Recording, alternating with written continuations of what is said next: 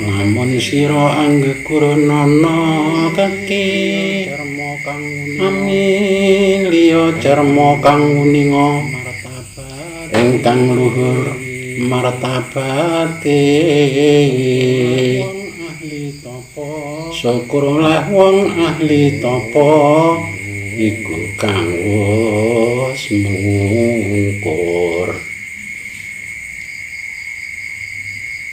Antartika yang hilang. Pripun nek niku?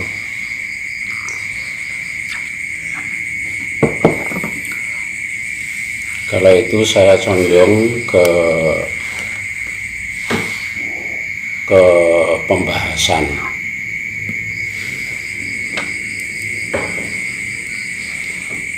itu bahwa diperkirakan itu ya Indonesia ini, cuma Indonesia bentuknya belum seperti ini. Kan sekarang sudah terpisah-pisah, ada Sumatera, ada Kalimantan dan Sulawesi. Dulu itu masih satu kesatuan. Nah, kalau tanda-tanda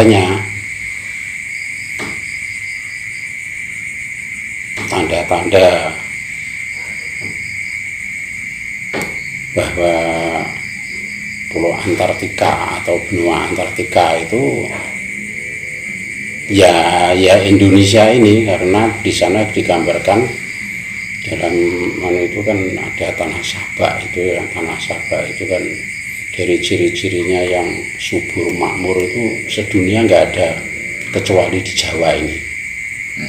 Itu tanda-tandanya yang di surat itu ya? Iya, surat As-Saba. Surat As-Saba itu ya.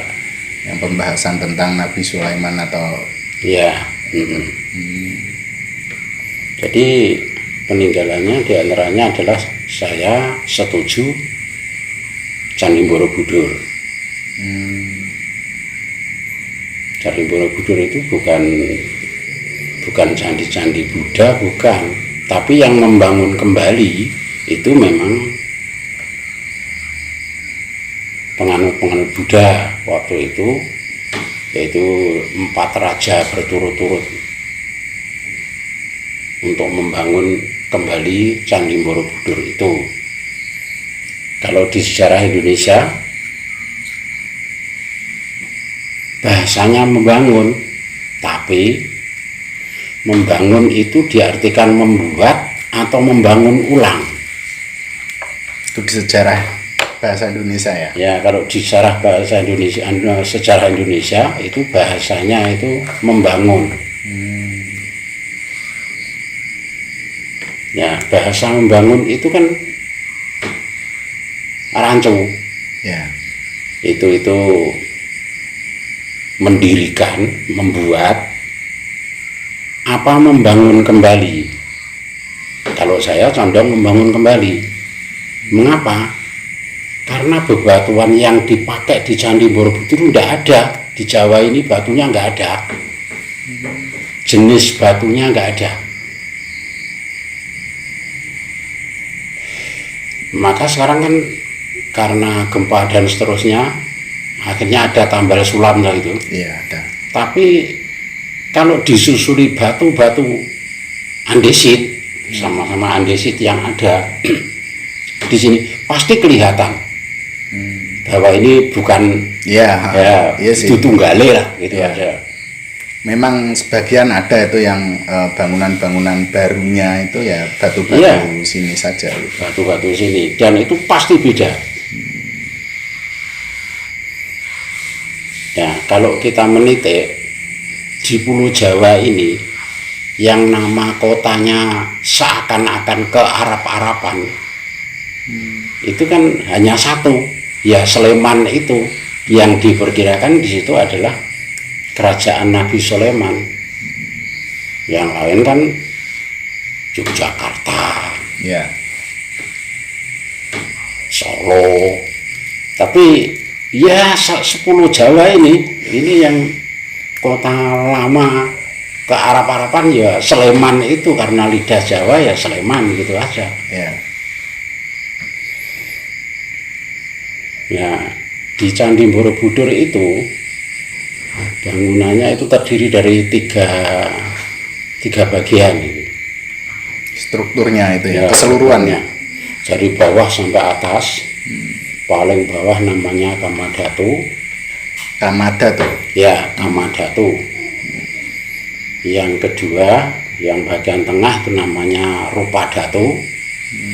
Yang paling atas namanya Arupadhatu. Itu bagaimana itu dari Lah, bawah itu? Kamadhatu itu, kita bahas Kamadhatu itu gimana itu? Kamadhatu itu kalau bahasa Jawa komo itu adalah sperma. Artinya itu adalah asal muasal manusia terjadi setelah Nabi Adam tentunya. Ya. Nah, setelah Nabi Adam proses kejadian manusia itu pasti melalui proses berhubungan lawan jenis. Iya, iya. Ya di situ maka disebut Kamadhatu. Nah, Kamadhatu itu dari komo itu. Komo itu artinya sperma. Maka kalau diperhatikan lapisan Candi Borobudur yang paling bawah Oke. itu isinya adalah orang-orang berhubungan begitu yang kemudian katanya ditutup karena terlalu vulgar atau terlalu porno. Porno gitu. Bukan masalahnya, bukan masalah porno, itu adalah menunjukkan kejadian manusia itu prosesnya begitu gitu. Yang paling bawah ya setelah proses kama kemudian rupa menjadi berwujud manusia,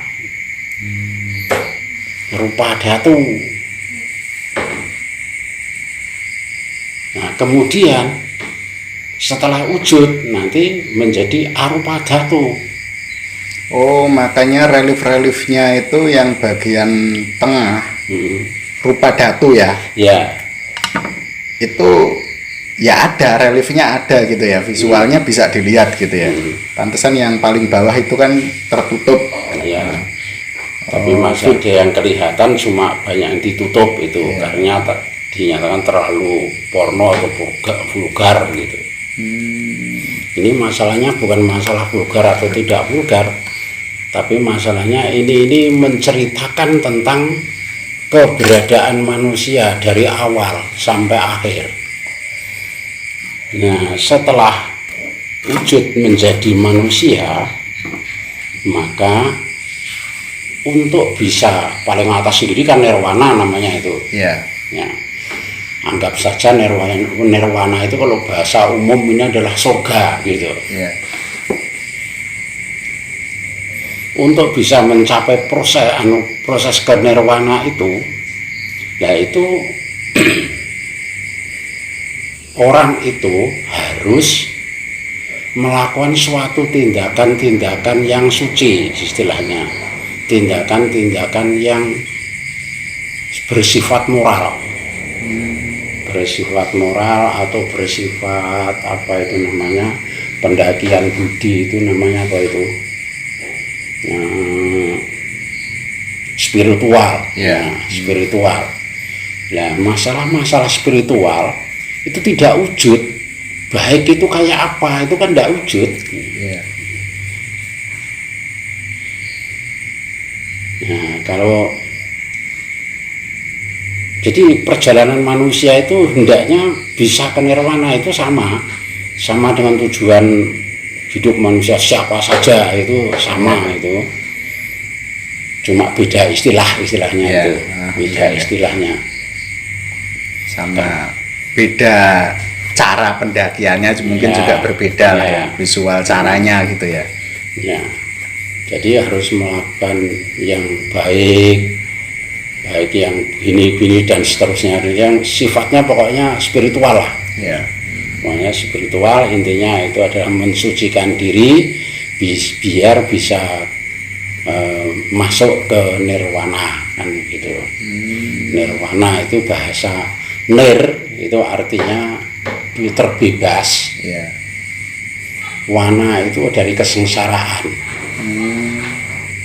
terbebas dari kesengsaraan. Ya, terbebas dari kesengsaraan. Wana itu wono itu alas belantara, itu kan di sana kan rintangan-rintangan besar di sana. Ya.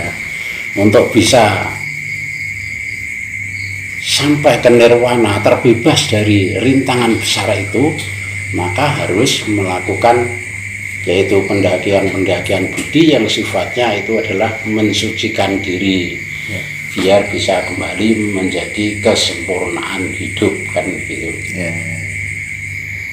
Kamadhatu, Rupadhatu, Arupadhatu. Visual dari ini filosofi kehidupan, gambaran. Jadi Borobudur itu sudah menceritakan, sudah gambaran ya. Iya. Gambaran. Bahkan itu kalau kita membaca ulasannya Fahmi Basa itu, apa yang ada, relief yang ada di Borobudur itu sama dengan atau banyak kesamaan dengan Al-Quran. Karena kalau menurut Fahmi Basa itu adalah replika Zabur. Yang kalau kebanyakan orang Islam kan mengatakan kitab Zabur. Tapi kalau di dalam Al-Quran sendiri itu enggak ada kitab Zabur, itu enggak ada. Tapi apa itu bahasanya tuh Zubrul Hadid gitu. Jadi lempengan besi. Lempengan besi yang di sana isinya adalah bahasa, tapi bahasa gambar, bukan bahasa apa itu tulisan huruf, bukan. Berarti itu pada semenjak zaman Nabi Daud ya? Ya, Nabi Daud tentunya. Ya. Karena Nabi Sulaiman itu sifatnya akan meneruskan ya. Nah, bahasanya Al-Quran kan wawarisa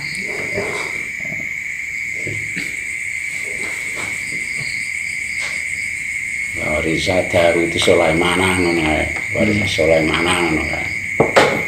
Jadi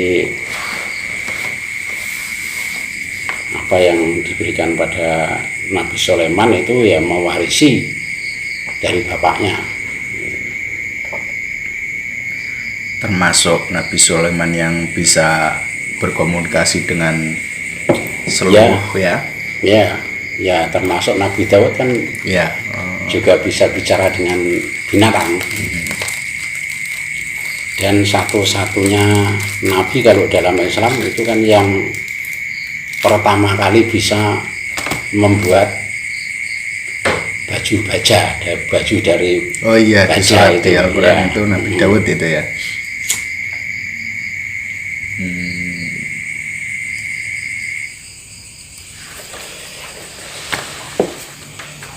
Jadi memang manusia itu harusnya ya memang harus seperti Candi Borobudur itu gitu. Contoh lah ya, contohnya gitu. Seperti itu, hidup seperti itu. Dari tidak ada menjadi ada, setelah bibit menjadi manusia betulan, harusnya kemudian itu diteruskan pada pendakian budi. Diujian dalam bentuk spiritual, tentunya itu nanti akan menurut agama masing-masing.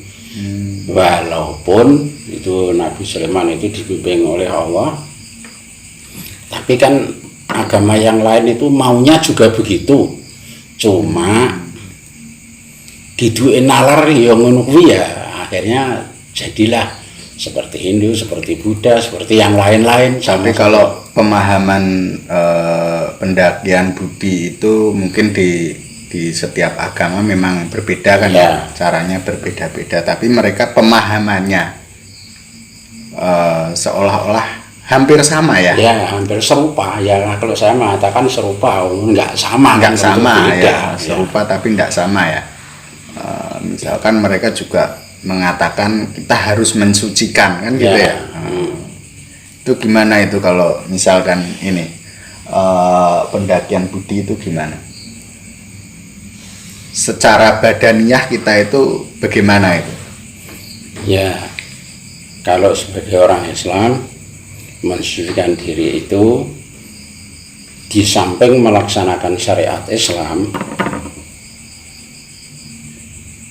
tentunya ya melaksanakan kewajiban kayak tahu ya syariat Islam semuanya lah, ya, syahadat, sholat, zakat, poso, saterusé.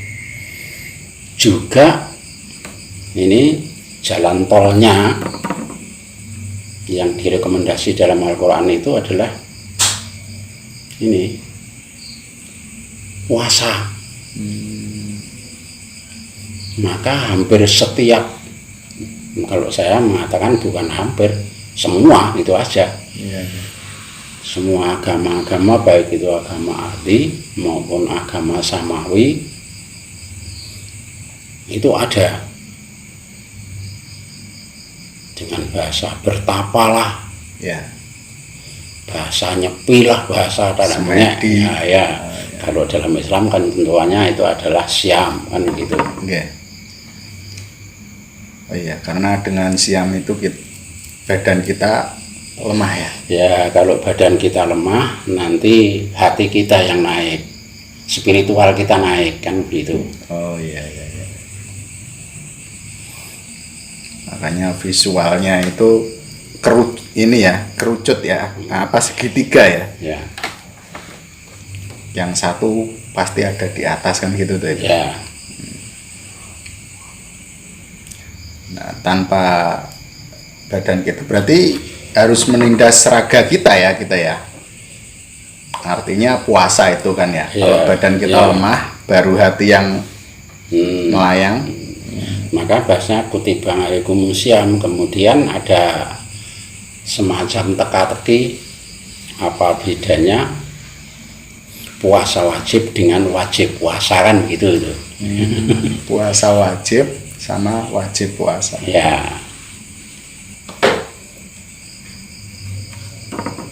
kalau kebanyakan orang itu sama, rata-rata mengartikannya sama, tapi beda, ya mungkin sama. Kalau puasa wajib, semua yang mengaku orang Islam ya tentunya harus puasa kan gitu, karena wajib. Tapi kalau wajib puasa itu tuntutan pribadi-pribadi, ya pribadi-pribadi, keinginan pribadi-pribadi, karena dengan puasa itulah sebagai, kalau saya mengatakan, jalan tol Ya. untuk bisa menjadi orang yang takwa. Kan lakum tatakun itu yang terakhir. Ya. Nah, kutiba alaikum syiyam kama kutiba alal ladzina min qablikum la'allakum tattaqun. Jadi jalan tol yang paling efisien untuk mencapai muttaqin menurut Al-Quran itu adalah puasa.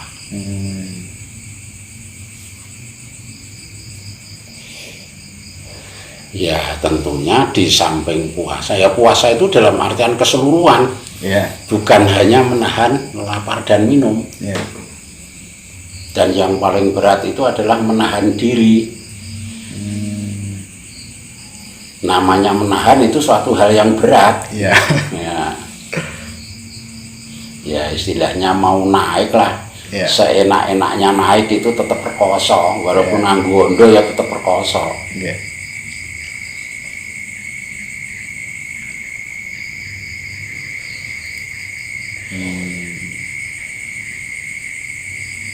Kalau ini itu kita bahas tentang yaitu suatu visual contoh ya itu ya, contoh kehidupan untuk mencapai suatu titik itu kan ternyata kan memang seperti itu ya, perjuangannya jerih payahnya memang harus seperti itu. Kemarin tuh ada yang tanya tentang apa ya, mursyid ya, apa guru mursyid atau apa itu? Ya.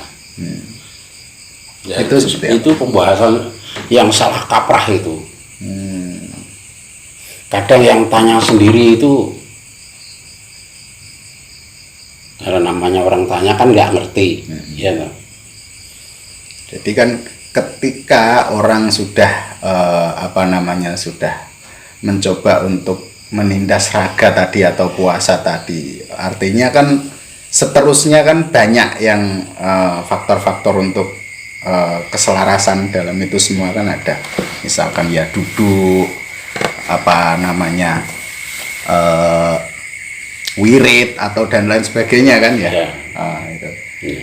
Nah, rata-rata dari apa ya, kebanyakan orang lah, kalau sudah melakukan itu katanya nanti ketemu apa mursidnya atau gimana, bahasanya kan seperti itu. Ya, ya. Ya. Guru mursyid itu berarti guru tentang ilmu pengetahuan yang mengarah ke kesempurnaan hidup. Kalau dia terjemahkan umum, namanya guru itu ya mursyid. Itu Ya. kalau umum. Mursyid itu artinya memberi petunjuk. Ya, kalau pakai bahasa Arab itu ada istilahnya mudaris, Ya. wiyoguru, ya kan? Ya, ya, ya. Ada yang mualim, terus ada yang mursyid. Apa sama? Ya tentu nggak sama. Padahal semuanya juga sama-sama memberi petunjuk.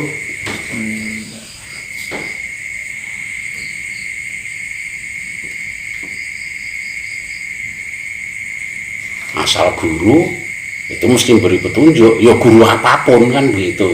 Iya. Nah, nek wis mursyid, walaupun itu guru, petunjuk yang dimaksud itu adalah petunjuk yang hak begitu. Jadi kalau saya, guru mursyid itu guru yang benar-benar menguasai syariat. Karena tanpa syariat, tanpa menguasai syariat, itu nanti jadinya akan macam-macam itu.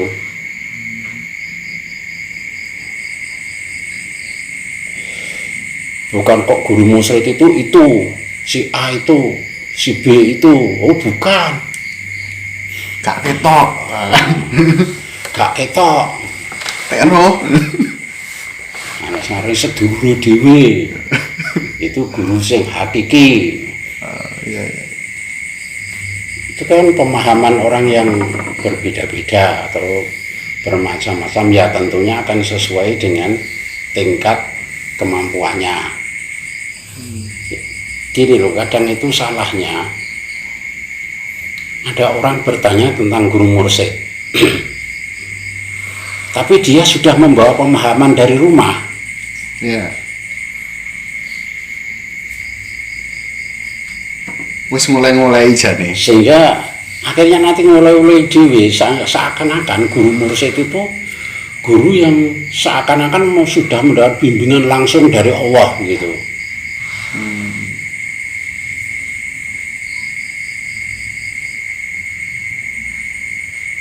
Kalau Gironggo Warsito dalam hal mencari ilmu itu ditembang nih, namun siro anggek guronono kaki, maksudnya anak putu nek kowe iki berguru amilya jalma kang muninga, milya wong sing ngerti, ora mung pinter ning ngerti. Syukur oleh wong ahli tapa iku kang wis mungkur, kan gitu. Itu kalau Gironggo Warsito. Ujung-ujungnya ahli tapa bahasane mergo wong Jawa gen iso ditampa karo kebanyakan itu ya nganggo istilah wong tapa kan gitu. Iya, Jawa. Ya wong Jawa. Ya, Gironggo Warsito sendiri termasuk budayawan ya. kalau dulu itu kasebute Pujangga. Pujangga Keraton Solo.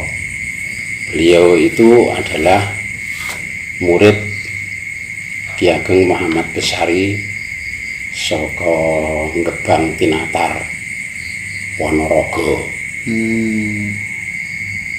Itu sudah Mataram ya. Ya sudah, ya mungkin tahun 18-an atau 17 itu. Saya nggak tahu persis itu tahunnya. Di bentuk ini ya, divisualkan dengan lagu ya, dengan Ya. ketembangan itu ya. Kalau Kirangga Warsita kan maka sering disebut pujangga, itu kan banyak pakai syair-syair. Kalau orang Islam syair, kalau di sini lagu gitu aja, pakai tembang-tembang gitu. Nah, orang yang sing wis dianggap mungkur, karo pantas diguruni istilahnya, Nggih. itu adalah wong sing bener-bener ngerti, ora pinter, ning punjul kok pinter. Soalnya nek pinter iki kan akeh sing minteri. Nek wong ngerti kuwi ngertakne.